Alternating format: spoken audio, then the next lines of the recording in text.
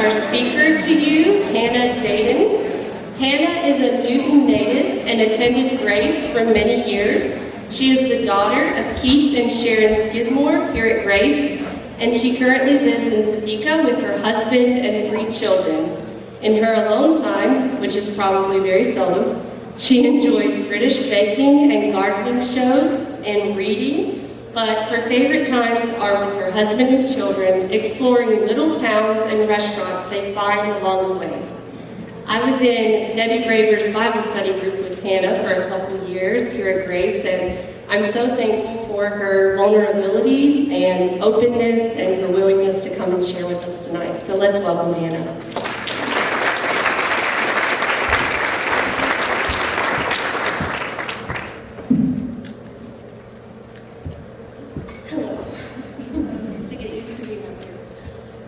It is so good to be back. I am in a room full of so many women that I have heard from during my time here, and so many women that have meant so much to me.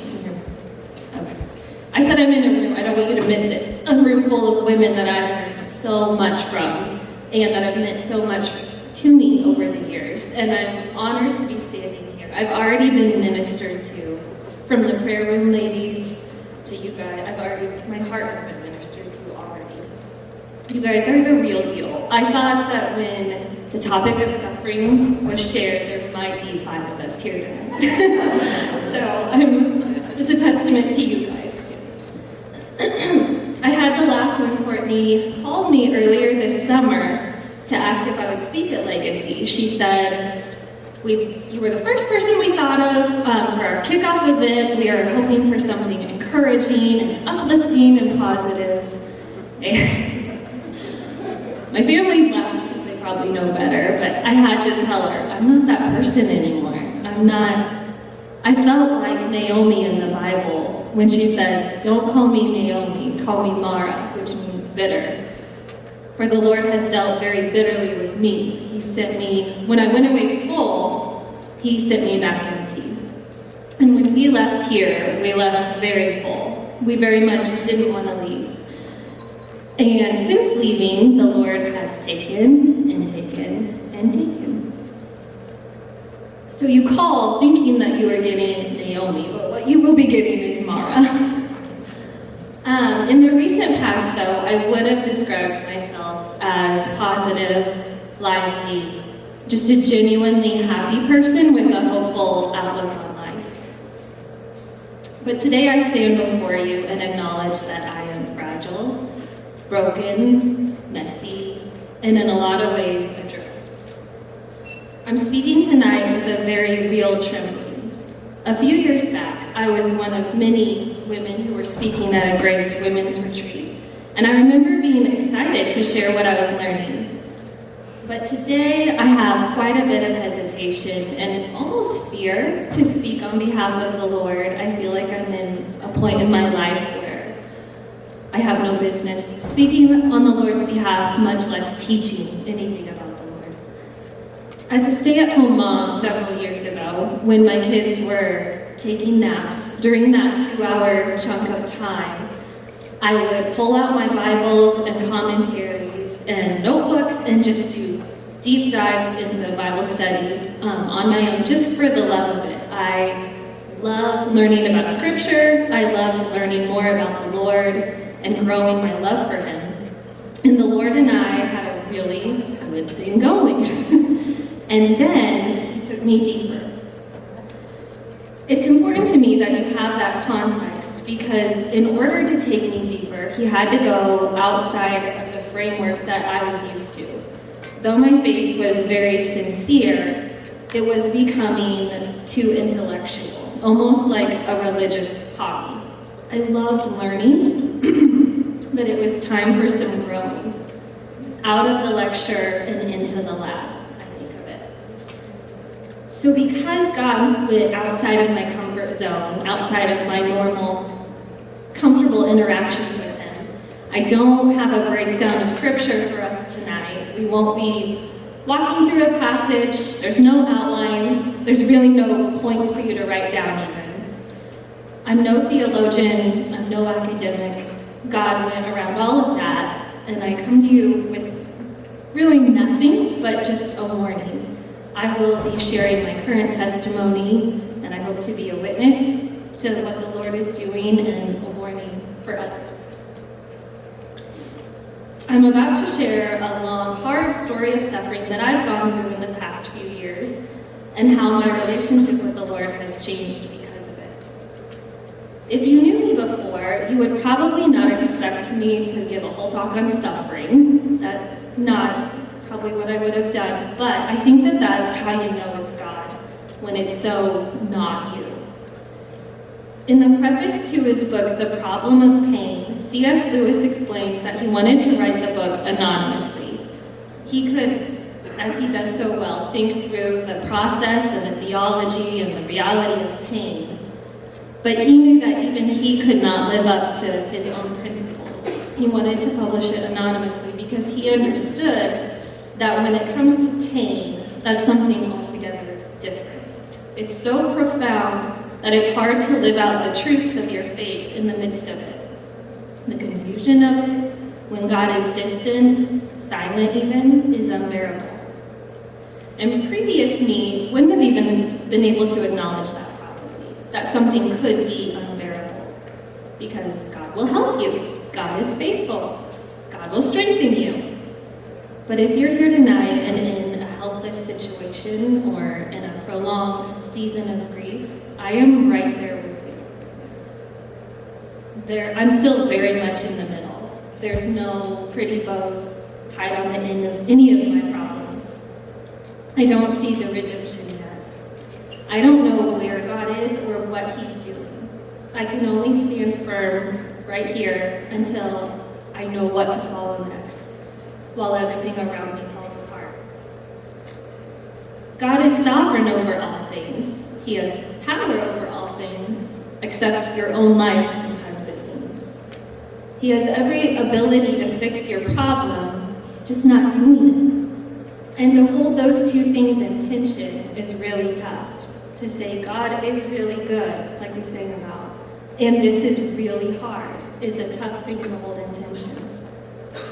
Somehow, in all of my years of growing up around faithful Christians and through countless days of personal Bible study, and I accidentally picked up the notion that the Christian life should feel good. If I live a Christian life, if I believe the right things, if I do the right things, my life will feel good.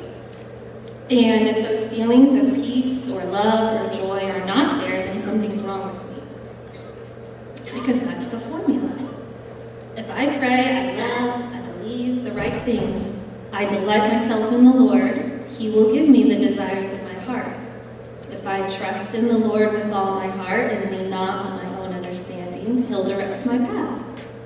And I'm not saying that scripture isn't true. I believe that it is. I'm just wondering if it's not that simple, if it's not A plus B equals C, that God is not a formula.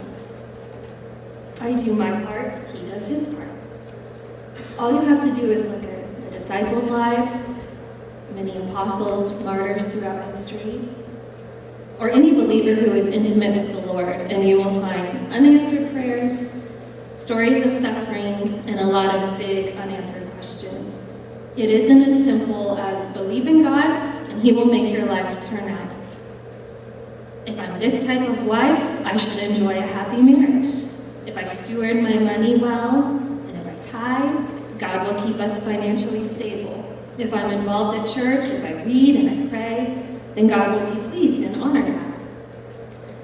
But because of this emotional prosperity gospel, as I've come to call it, as I think back on my mindset at that time, our faith can shake when something goes wrong, or we can become judgmental of others when they have a season of suffering.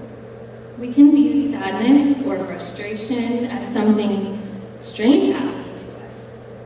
Peter, when writing to Christians who are about to be tortured and killed, if we were writing that, we would probably say, oh, I'm praying that God will turn this around. I'm praying that God will deliver you. And what does he say? He says, don't be surprised at the trials that you're about to face, as if something strange were happening to you. The Bible is filled with suffering and promises of suffering, filled with examples of people whose lives were hard, showing us that God doesn't work in formulas, even giving us permission to feel lonely, sad, frustrated, and despairing. I don't know how, but I lived under the mentality that even though God promises suffering, it doesn't belong in a believer's life. Until God gave me a better understanding. Suffering is not necessarily evidence of sin in a believer's life. It's evidence of his love. In his upside-down world, the greatest shall be the least, the first shall be last. You will find your life by losing it.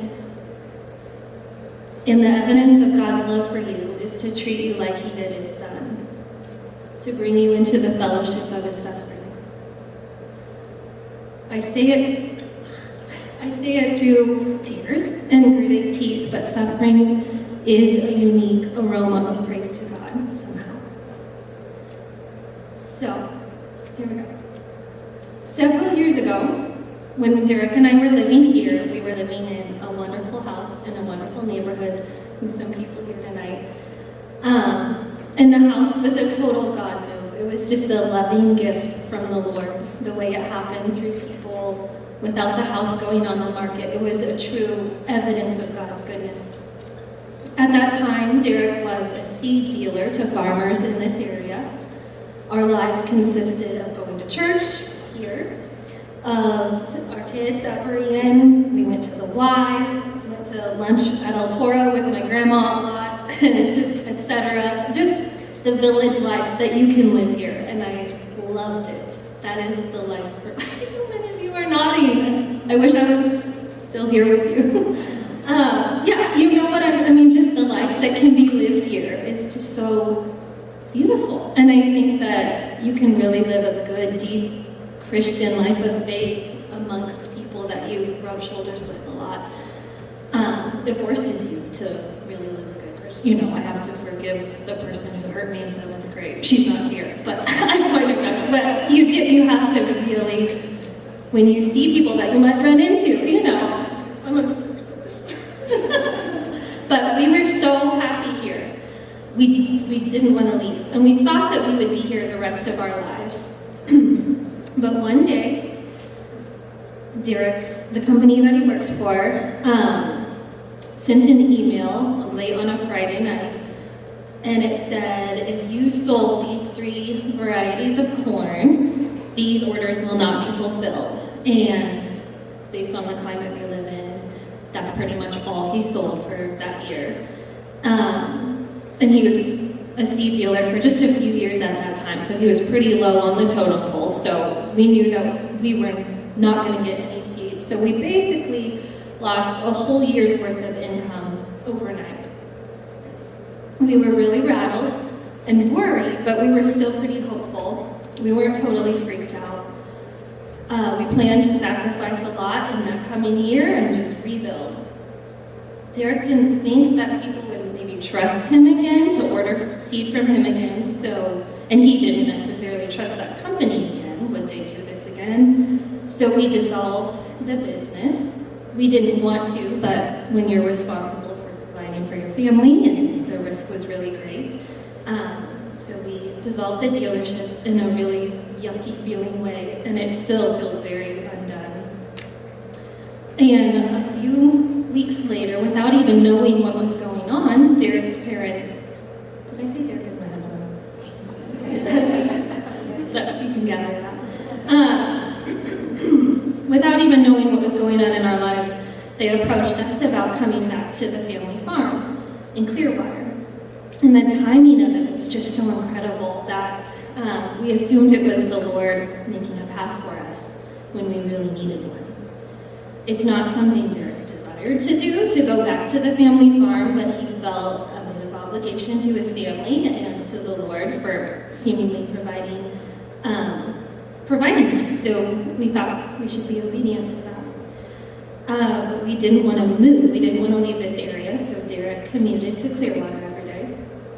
And it worked really well. Over time, his parents just shared with him how it would be better if we were down there, we could get more done. You know how farmers are. Get more done in the day, and it would just, everything would work better if we were closer. And so after months of kind of hearing that, we thought, oh, maybe it would work better. Maybe if he's going to eventually take over this operation, and we're going to move eventually, we'll just do it now while our kids are young. So in October of that year, we sold our home and made plans to make a life in Clearwater. We did so very reluctantly, but we felt like that was the right thing to do, like that was being obedient to the Lord and the path that he was laying out for us.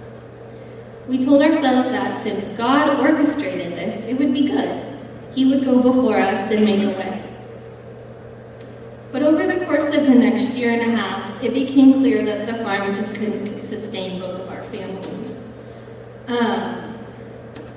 Without going into detail, it was just strictly financially not going to work. It was not relational at all. We still have a very good relationship with his parents, and they loved working with him, and he loved working with them.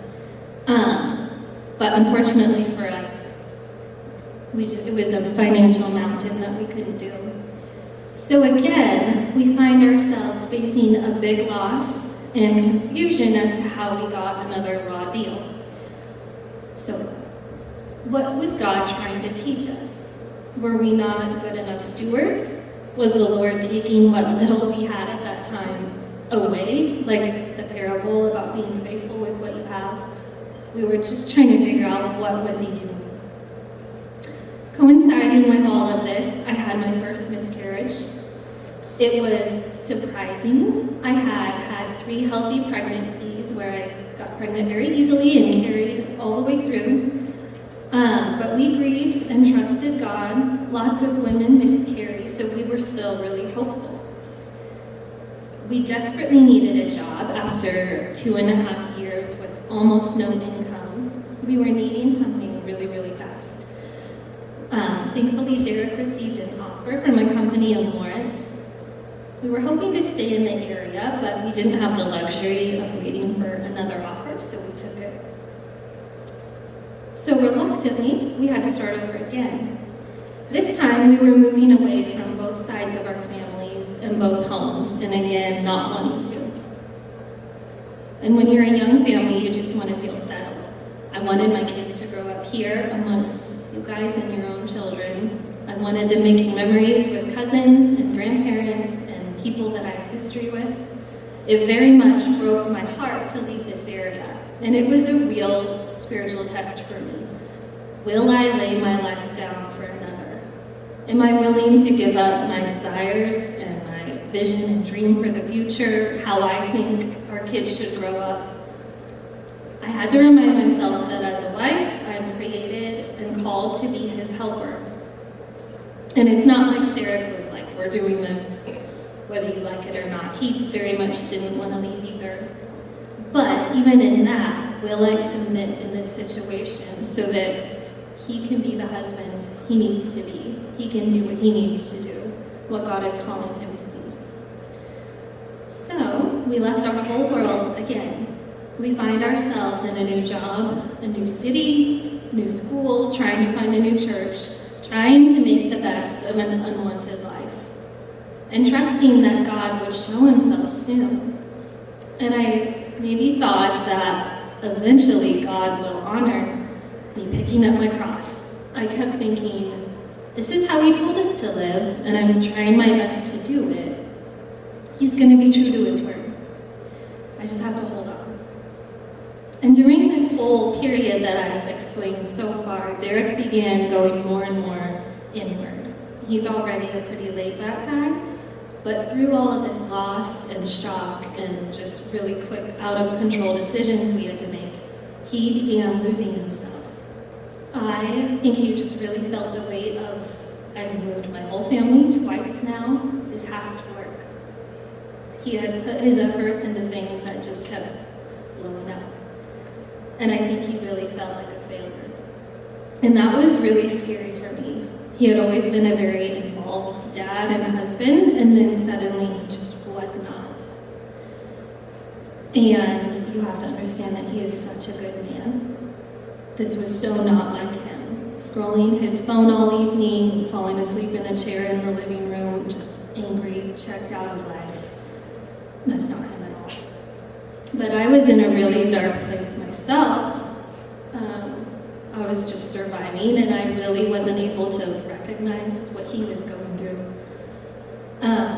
I could barely get my head above water to see him also drowning. I never understood it before, but I do really now have a real compassion for people who struggle with depression. For a lot of people, life will not relent, and our bodies just can't keep up. We are only made of dust. Our minds and our bodies, I think, just can't metabolize like all the pain and change when life just keeps going. Especially then if you're a believer, you pile on top of that, what is God doing? What am I supposed to be learning? And there's pressure of all of that as well. And then throw on kids. I think had I not had kids, I maybe could have overcome, but when you have kids, you can't just sit and process and think, how did I get here? You just have to do the next thing. You can't fall apart because you have someone's childhood in your hands. After a couple years of living this way, I did really well not allowing my feelings to get the best of me and just living in anger and living in anxiety. But then I broke, and they had a really bad mom and a really bad dad for a while. I'm sharing all of this with Derek's permission. I look back on that time and I wonder why God allowed life to break us like that when he knew that it would hurt 3 innocent children. And for a long time, I've had to live with all of these questions and live with God's distance. We thought that we were just walking through doors God was opening, but then life just got harder and harder. Our marriage was hard, our whole life was hard. All kinds of little things. So Derek and I are just existing, going through life miserably and just stuck in our situation. We began attending a marriage class on Wednesday nights at church while our kids were in a Wednesday night class for children. And on this particular fall night, the topic was emotional intimacy. And we got home, and I think Derek was inspired by the topic, and he said he needed to tell me something. And if you can picture 2 people who are already on the edge of collapse at any moment, trying to have a really big conversation, it was rough going. But he told me that from his seed business, we had lost more than I thought we did, and we were actually in debt quite a bit. And of course, I was shocked, but I was oddly relieved that he was just talking to me. This was the first conversation that he had initiated in a couple years. And I said, it's okay, we have our savings account that can cover a lot of that. But Derek told me that while we were at the farm, we had drained that. We were asked to invest in the farm, so we purchased a piece of equipment, and that money was gone. And I'm pregnant again at this time.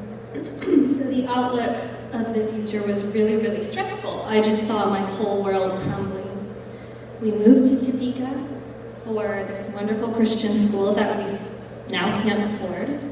We're stuck in a rental because we'll never be able to afford a home, and that's still the case. I felt like I didn't have a husband. I was all alone, away from family, away from anyone that I felt like I could talk to. Your mind starts going in circles in moments like that. I thought, do I want to run away? Do I leave him? Do I want to move in with my family so we can get back on our feet? What are we supposed to do? What's the right answer? And I think I've learned this. I understand people making decisions that don't make sense. In that moment, there is no right. You don't feel like there's a right answer. You're so underwater, and you can't see your right thing. But there's more. A few weeks later, the week of Thanksgiving, that Monday previous before Thanksgiving, I was at the store to make a meal for a friend, and my card was denied. And that night I asked Derek about our finances, and he wasn't answering. He was just getting really mad, which is unlike him, but stress really changes you. He wasn't answering, so the next day I called the bank and found out that we had less than no money in our checking account. And all through the years, Derek had done a really good job keeping our finances, but through the course of the things that were going on, he had just lost the ability. And I didn't know. So that original business debt that he was keeping from me had snowballed into a large sum. And I do want to say that it started out honorably, I believe. He knew that money stresses me out, and so he thought, I'll get a handle on this debt, I'll make payments, and in a year or so, we'll have it paid off. But unforeseen challenges came. We were already in dire straits, and now we were in poverty. We were all alone, and literally alone because we didn't even have each other. I was angry, and I felt abandoned by my husband and by God. God was in control when our business failed. He was in control over my miscarriage. He was over control over where jobs were that were available to us. In my mind, he was causing all of this pain, and I was reeling. My husband had kept something from me for years. I didn't trust him at this moment. I wondered, are there other secrets? He should have told me. We would have made other decisions. I was thinking we wouldn't have even moved to Topeka. We would have moved in with family, gotten back on our feet. I could have had the life that I wanted back had he just told me. I was so angry. And then we have to go home and be normal for Thanksgiving. So we fumbled through that, through family holidays and happy faces. And I didn't feel like I could be totally honest and go there and when everything was so raw, and I didn't want to belittle my husband when it really wasn't all his fault. It was weird, unfortunate situation after weird, unfortunate situation, and I wanted to be sure people understood that before I shared with family and people close to us. So by Christmas, I had shared what was going on with family and trusted friends, what we were going through, strictly because our marriage had gotten really, really bad. After it all came out, Derek just could not deal with life. He had gone inward before, but now he was purposely being all alone. He wouldn't answer when I talked to him, and he was truly not hearing me sometimes. He would zone out and just completely dissociated from life. He was in complete flight mode, and I was in complete fight mode. I immediately got a job at our school cooking lunches for the preschoolers. We went to work, ate burritos, and I helped with homework, and we went to bed. We were surviving on a little bit of meat that we had in our deep freezer, and when that ran out, I had no idea what we would live on, what we would eat. I remember thanking the Lord that at least we had a freezer with some meat in it, and I told the Lord, I don't know what we'll do when this runs out, but I trust you. You will provide. And then a couple of days later, our youngest son turned off our freezer, and we lost all of our meat. I shouldn't have.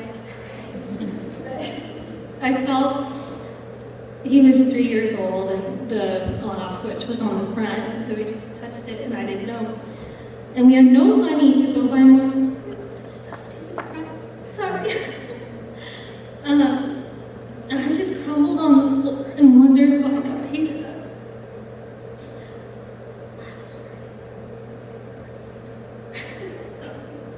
Thank you. So the only way we could eat for a while was whatever I was making at the preschool. I would make 4 extra and bring it home. That's what we would eat for lunch.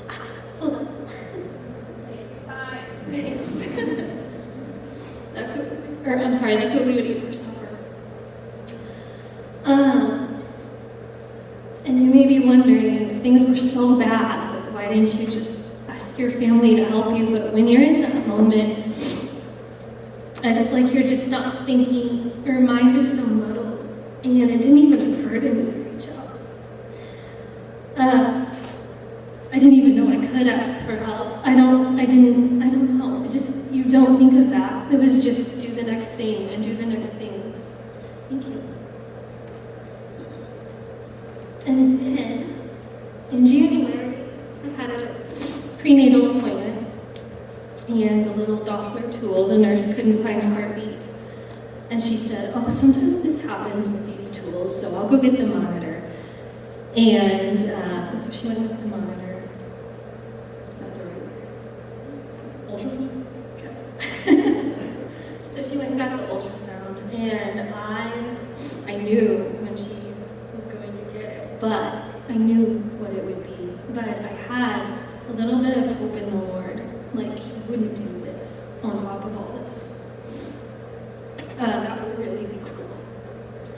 But she couldn't find a heartbeat on the monitor, and she still kind of acted like, this happens, you're right at 11 weeks, this happens. So they sent me to someone in Kansas City for a sono, and there I was holding on to a sliver of hope again, not in nothing. I wasn't just hoping in nothing, I was hoping in the goodness of God, that He was for me, that He saw me, that it was another lifeless baby. And I didn't even know how to grieve one more thing. I really became a shell of a person at that time. A few days after that appointment, I started hemorrhaging at home, and I was losing a lot of blood, and I knew that I had to get to the ER. But it was really early in the morning, and nobody was up yet in my family. I didn't have family to call to come watch my kids, so I knew I had to drive myself. I didn't think I could make it to downtown Topeka to the hospital, but I knew that there was an urgent care 2 miles away, and I thought that maybe that would save us some money anyway. So they immediately started doing what they could, and they realized that the situation was a little more dire. So they rushed me by ambulance to the hospital for surgery. And I remember lying in the bed in the pre-op area, scared to death. I hadn't stopped gushing blood through this whole time, and I really thought I was about to die. And I knew 100 years ago I would have died. And I'm thinking how we're going to get this huge bill, and we did, from urgent care, from the surgery, from the ambulance, from the ER, from everything. And again, I just felt like I was trying to do the right thing, and it ended up blowing up in my face. And for the first time, I was really angry at God. And then I thought for sure He would kill me for being angry at Him. And a lot of people go through really tragic things in their life. A lot of people have miscarriages. A lot of people have marriages that crumble. A lot of people lose their business and move away from home, and financial crisis. But we were doing all of that at the same time, and I couldn't stand up under that anymore. It was after my second miscarriage and during piles of bills that we couldn't pay and no food, and a broken marriage, and an apparent end to my fertility that I despaired of life. I thought that if God is against me, it'll always be like this. And I really, truly believed that it would be better for my kids' sake if someone else was in charge of their lives, if someone other than me was making decisions for them, that then they could be in the life they wanted with family and back home. I obviously didn't act on the feelings and thoughts I was having, but I felt them, and I don't for 1 second judge you if you have been there too. Grief clouds you in ways that nothing else can. You simultaneously feel pressure and guilt and sadness and regret and pain, and if you have children, then you blame yourself so intensely that I understand why. I don't agree that that is the solution, but I do understand the thinking of all of it. So I have been low. I've been in dark places. and I couldn't find the hand of God. In my human perspective, nothing made sense, and God felt very cruel. And that's where I sat for a long time. I sat in darkness, wondering what to make of God. Exactly what was he doing? And exactly who was he? I couldn't find that good father everyone was singing about. And it's not that I so much expected God to do only good to me. I just didn't know anymore what to make of his character.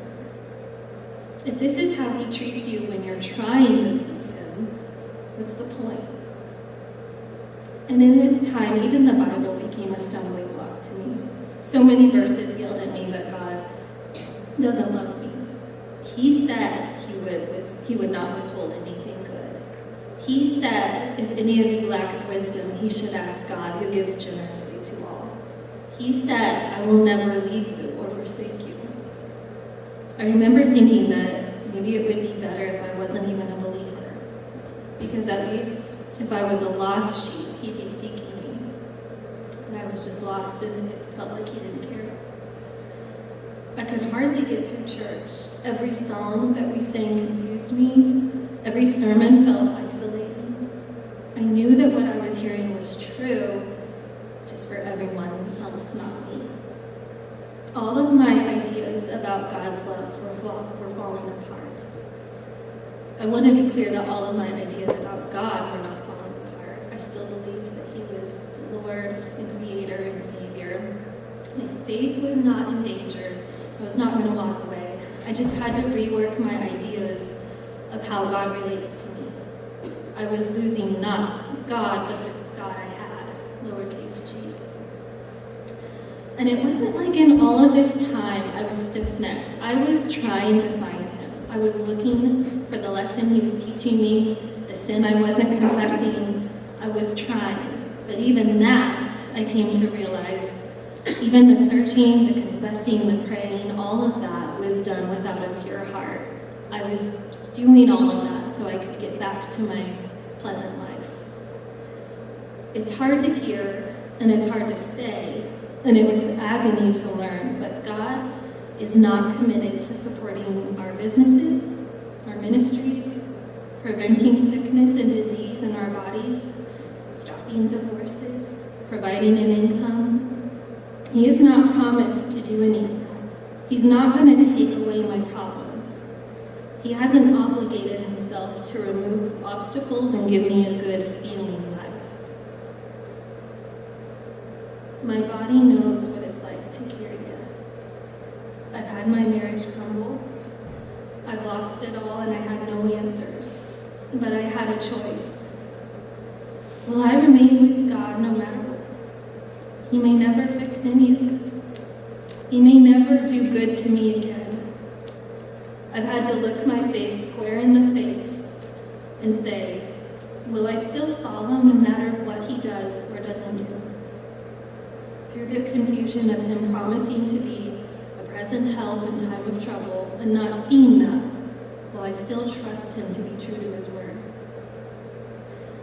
When Jesus went around gathering followers, what did he say? Count the cost. We don't really say that nowadays. If you're going to do this, if you're going to follow God and give him your life, really think it through. He won't be satisfied until you look like his son.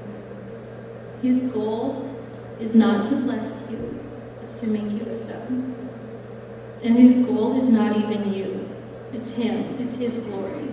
You're just the means for that glory. Jesus didn't say God loves you and has a wonderful plan for your life, or God is going to do amazing things in you. He said, count the cost. God allowed me to move past my blessed life to a transformed life. I now understand that God is under no obligation to give me good health, a good marriage, or a marriage at all. He's not required to give me children to solve my problems. He may let my children starve one day. He may see fit to kill me in a horrific way. I could lose everything in this life, as I already have, and still lose my own life. And God will still be good. Am I strong enough for that? Strong enough to say that and believe it? My circumstances largely haven't changed. We still have no money. And we have accepted that we will always be poor. That's okay, we're not here to build our own kingdom.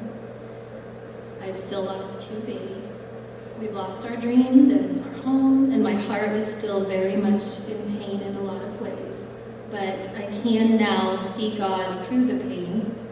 I can now worship. I can sing again, not without the pain, but through the pain.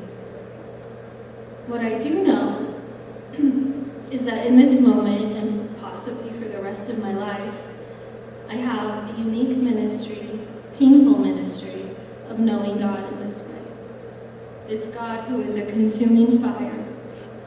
And I have been given the opportunity to drink the cup willingly, not have it forced upon me, but to willingly offer myself, whether it be through joy or sorrow, sickness or health, through singing or in pain.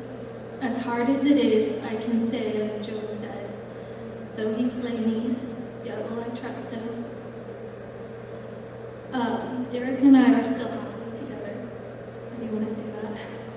I did before, but now I truly do believe that marriage is a picture of Christ's love. God defines love as sacrifice, as laying your life down for another, and we have had the opportunity to do that for each other, for better or for worse. Close Christian friends were monumental in our weakest moments. I maybe should be ashamed to say, but I was tempted to leave my marriage, and our friends supported us, not just me, not just him, but us in our marriage, and without any judgment. So if you are in a hard marriage and you don't know, should I share, should I not, should I keep this to myself, you should share. The thoughts in your own mind are so muddled with emotion that your mind is not speaking accurately to you, and you need those people speaking into you who are for you and for your marriage. My parents have helped us enormously in navigating our financial struggles, and we will forever be grateful for their love and support. Unconditional love from people in our lives is the reason that I'm standing here telling this story. Thank you for listening. I know it was heavy, and if you have a story like this of your own, I would love to hear it. Like I said, I'm very much in the middle and need to hear these stories of other people who are standing firm in the middle and not knowing what's going on, but not going to leave the Lord. Thank you again. I love you.